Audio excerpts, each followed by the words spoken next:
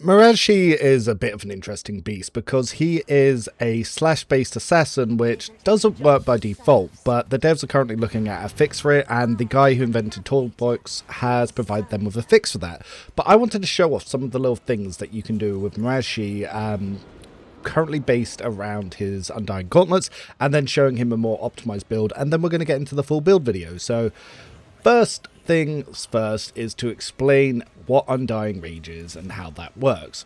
So I'm setting up here to get Marazhai ready for a one-turn action, and I'm also trying to guarantee my own access to Finest Hour, because obviously you need to get kills from the Bring It Down, and assassin like slash-based assassins do not guarantee kills. It's probably the lowest damage setup in the game until Act 4 because it's entirely item reliant. So what you do with Marazhai is you can use Joyful Torture to, with buffs, stack some of his armor, which is fairly okay. But what the Undying Rage gauntlets do from Act 3 is every attack you do will stack agility bonus to your armor, and there is no cap. So with the Shearing Strikes fix, every slash will hit twice, and with every slash hitting twice, you can very quickly build up all this little armor.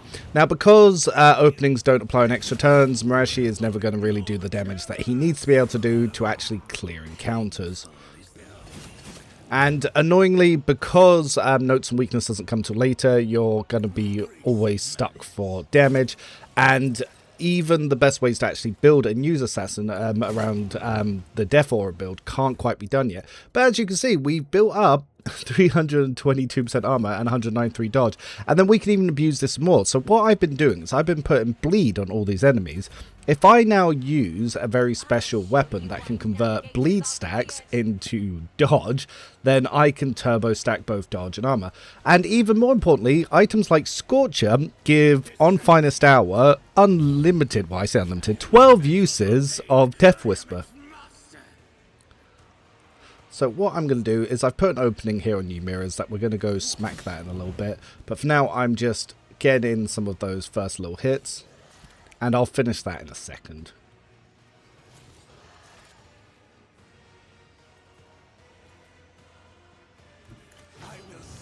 So I'm going to move to this group of enemies that I've put bleed on, and I'm also going to proc Scorcher just to get a little bit of AP, because why not? And then I can just freely hit all of these guys to convert the bleeding to toxin, which also gives me dodge. And because I have 12 uses of Death Whisper, thanks to using Scorcher, yeah, I can build that up quite nicely. I can also put blinded on those enemies, so my Hikari blades do more damage. So yes, if we look here, we've now got 400% dodge and 400% armor, which is, again, going to keep stacking. So yeah, even using Dance Macabre here, and just so I can get to the opening. And then yeah, a good 600 damage on hitting that opening with Killing Edge, so that's not too bad. Obviously, Killing Edge increases damage the more missing HP enemies have, and obviously hitting openings does even more on top of that. So I don't think I'm actually in the right place to hit that opening. It's really hard to tell where the openings are with the new icon, and it turns out I was in the right place. But yeah, another 600 damage there on that opening, so it's not too bad.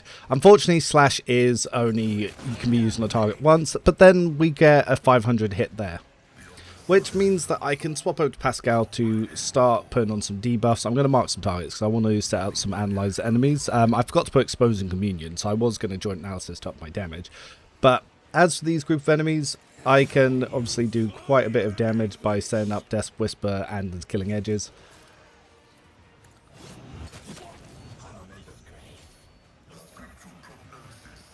And yes, if I analyze an enemy, we can see the sort of damages that I can build up a little bit better now. I'm going to use the Heroic Act from Warrior to keep getting MP, but the main issue that Assassin has is it loses MP on attacks.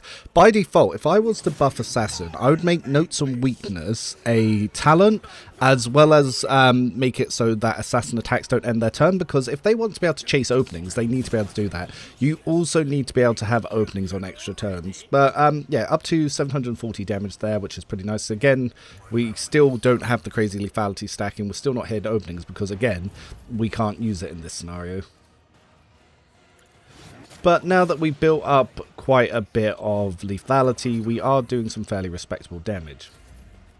It's only 500. It's nothing too impressive. Unfortunately, like I said, Assassin is completely item dependent, so it's very limited.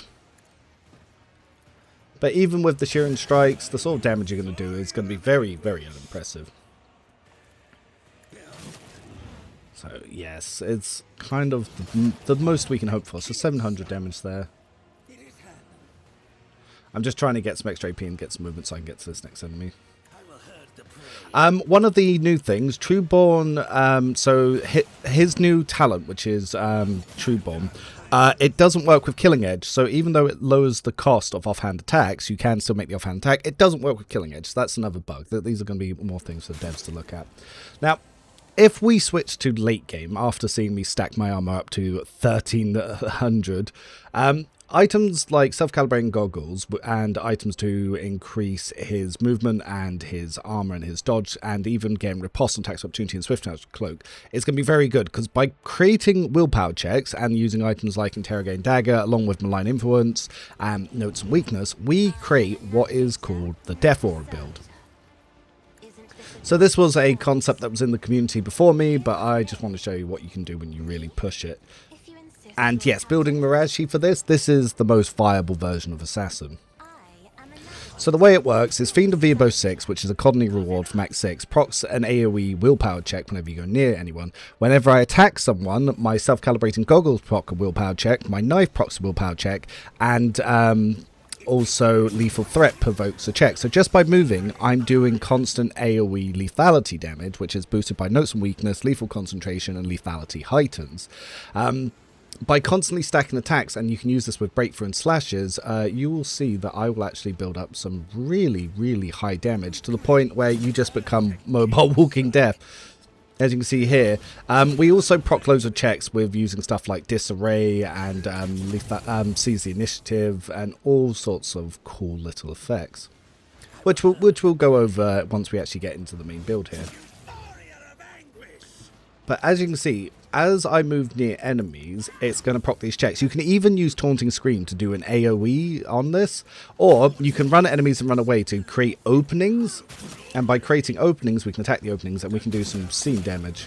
Like, look at all these numbers. Like, this is Assassin do what it does. So Assassin with the Death Aura build is the best map clearing setup in the game.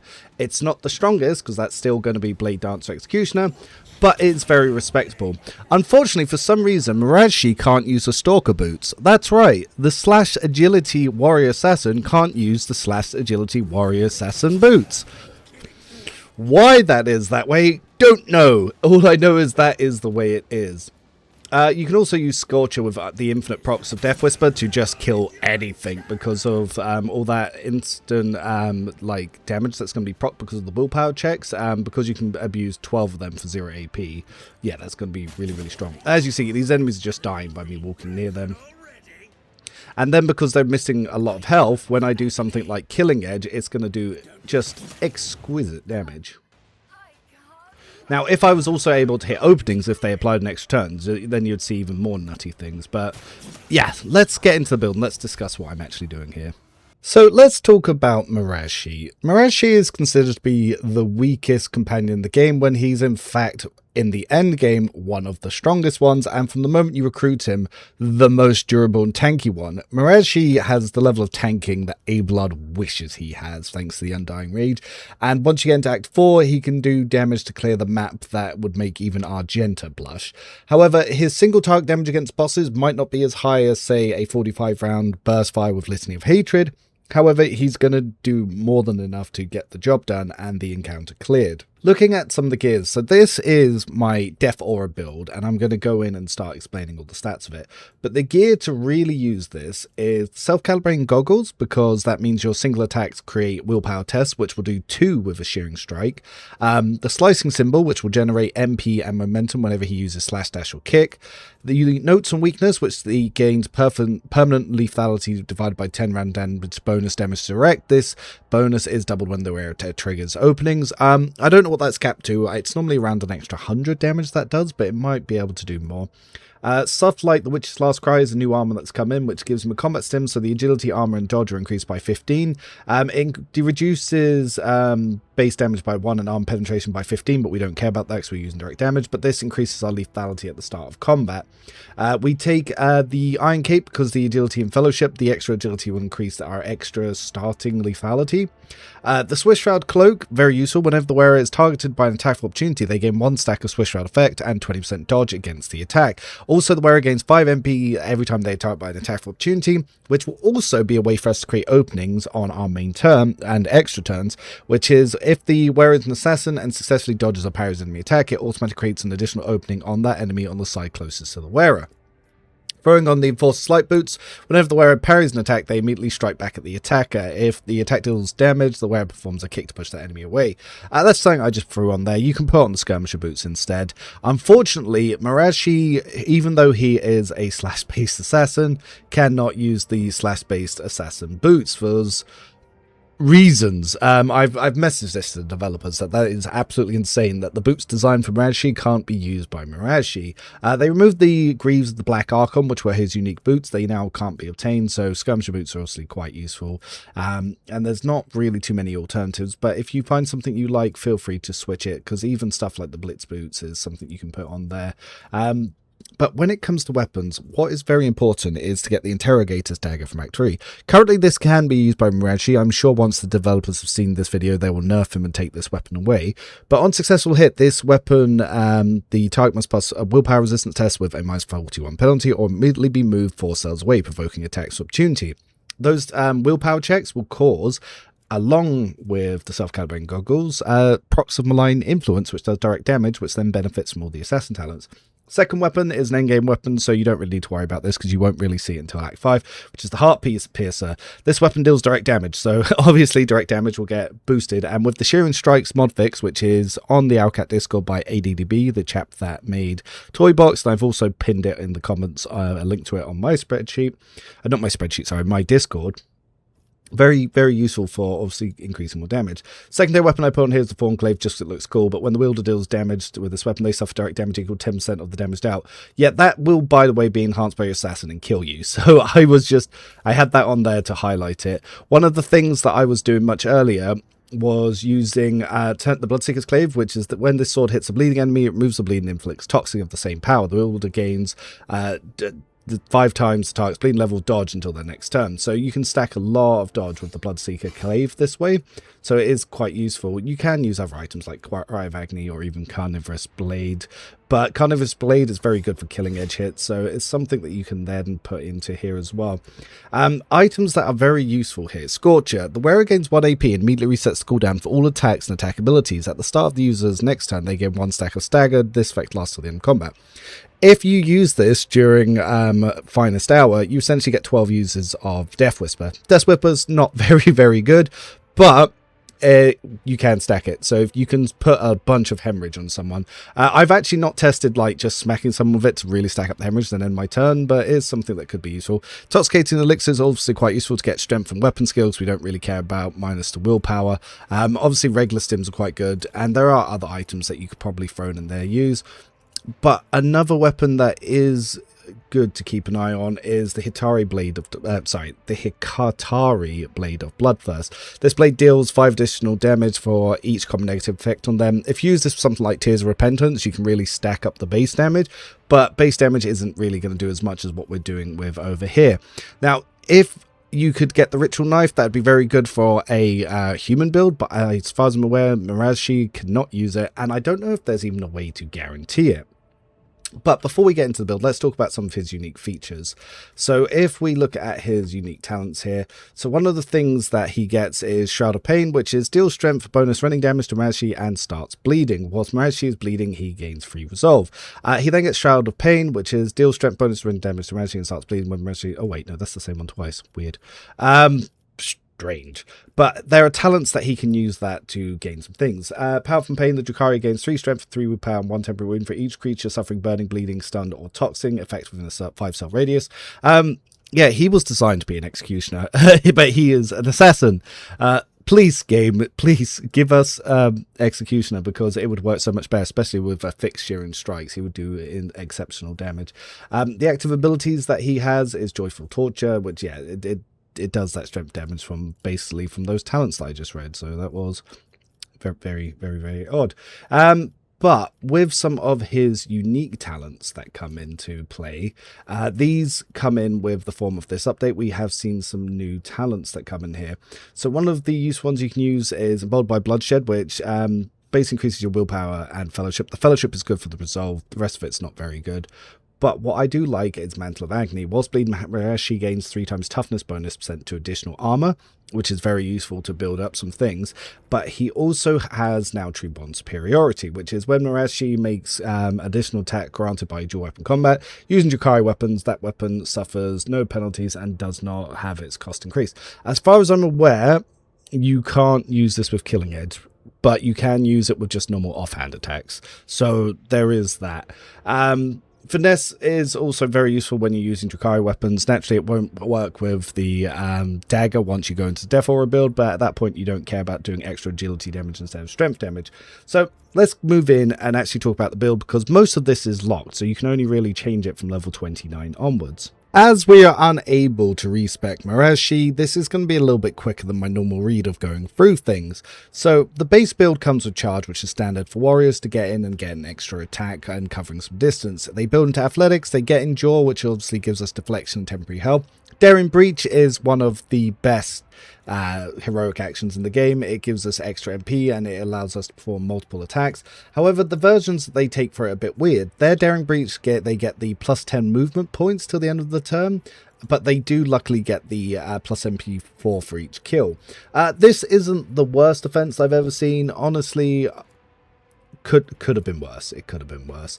Defensive maneuvers. So when the warrior takes damage, they gain 25% to dodge, stacks up 3 times. Something that's not really useful for him.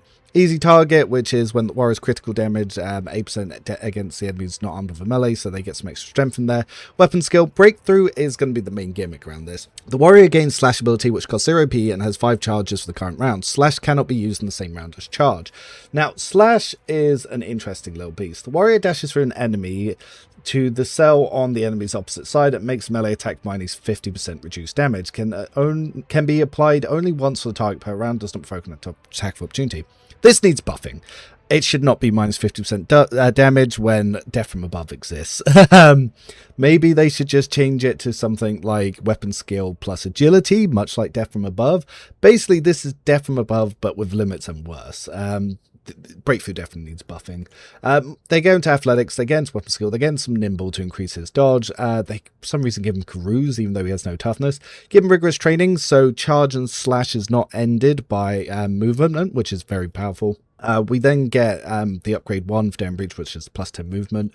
Blade Flurry, so every time he uses Slash, damage increased by Slash by plus 1. Goes into Agility, gets Reckless Strike, which is the warrior's next melee attack, gets 20% arm penetration, plus 8 damage, and ignores 24% of the target's parry, which is quite useful.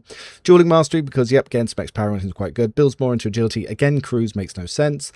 They build into Desolation, so the warrior's melee attacks deal additional Agility weapon bonus enemies that have no adjacent allies, so it is quite useful to get in some Agility damage. Coercion for some reason, even though we're going into Fellowship. I do build into that for the actual Interrogator Dagger. Then they take Strength, then they take Combat Master. Combat Master not have melee superiority is useful for him.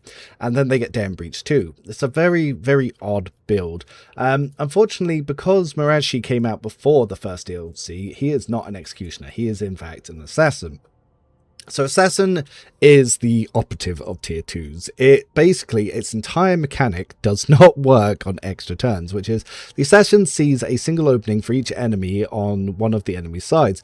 Opening, whenever the assassin hits an opening, excluding over penetration, they deal an additional 10% of the target's maximum wounds damage. After attack, the opening is moved to the opposite side of the enemy. Each enemy's openings that were not hit by the assassin during the assassin's turn are moved to a random side of the enemy at the start of the assassin's next turn. This also gives the ability Seek the Opening, and yeah, so it does set up for that at the start. The first ability they go into is Dance Macabre, which is something that the assassin dashes in a straight line up to 6 cells and suffering 8 less damage from each attack's opportunity, granting 20% dodge against the enemies they dash through until the assassin's next turn.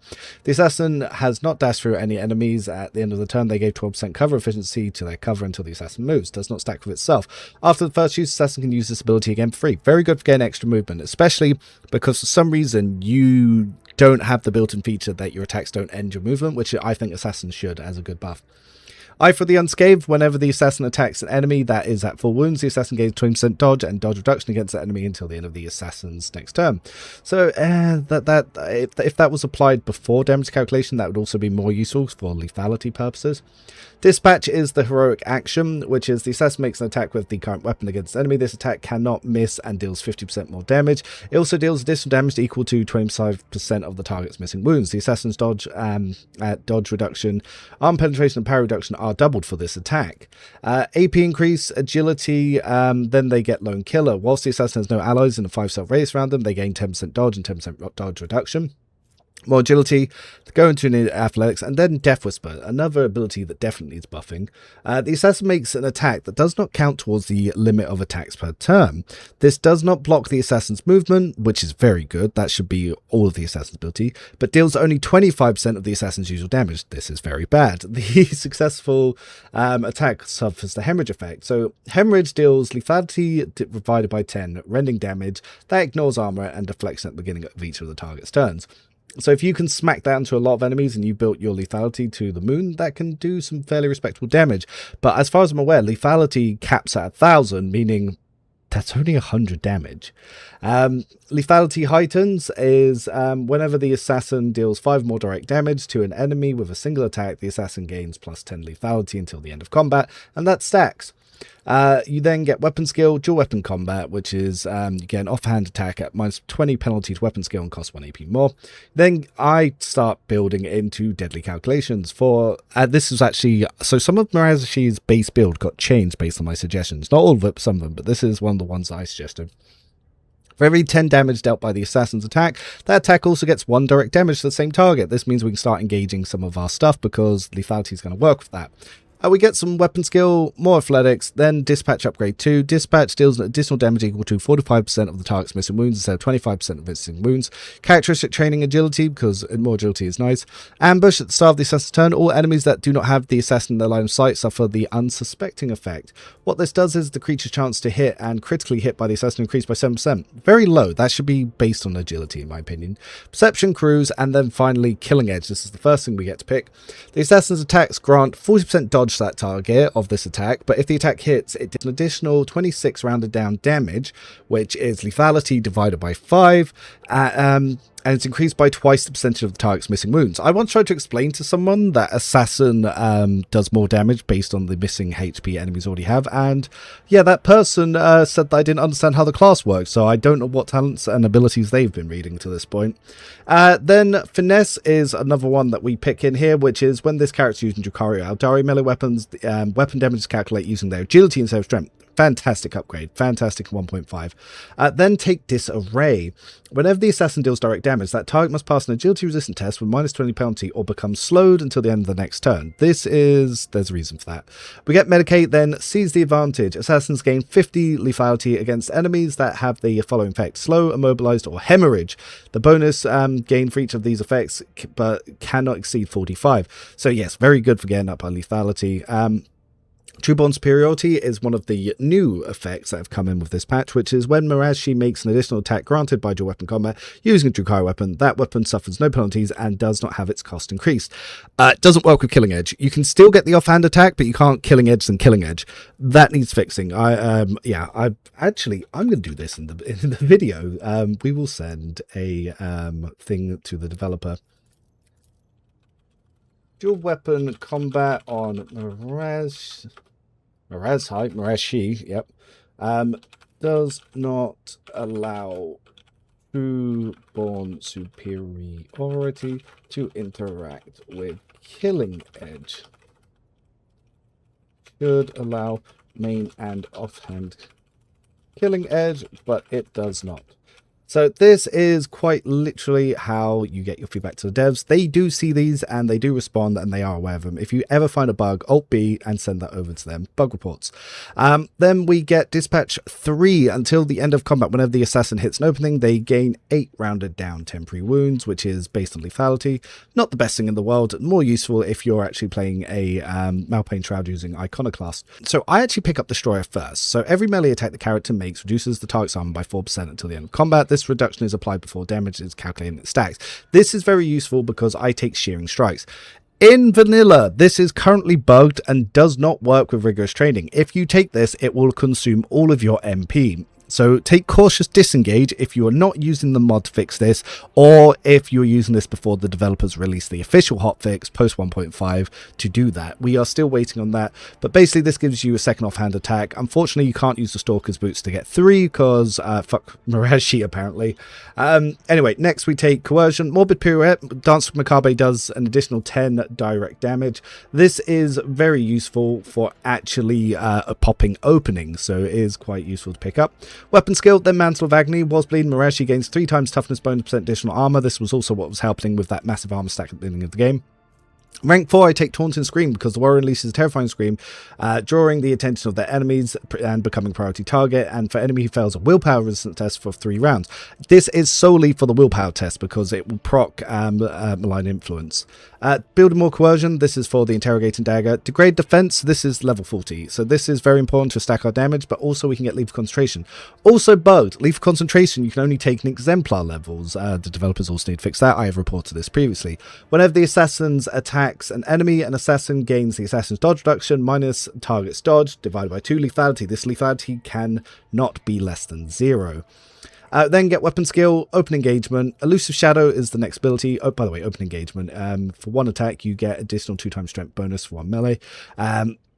Then Elusive Shadow, which is for 1 round the assassin becomes lowest priority target for enemy attacks and gains the elusive effect, which lasts until the assassin attacks. As far as I'm aware, you can stack this with Slash and it won't end it because Slash does not count as an attack. More agility, then Carmine Whisper. The hemorrhage effect applied by Death Whisper deals an additional plus 10 damage, and obviously the hemorrhage effect is lethality divided by 10, so at 1000 that will be 100. This will be 110. It's just a nice little 10 increase. You could pick something else if you really wanted to.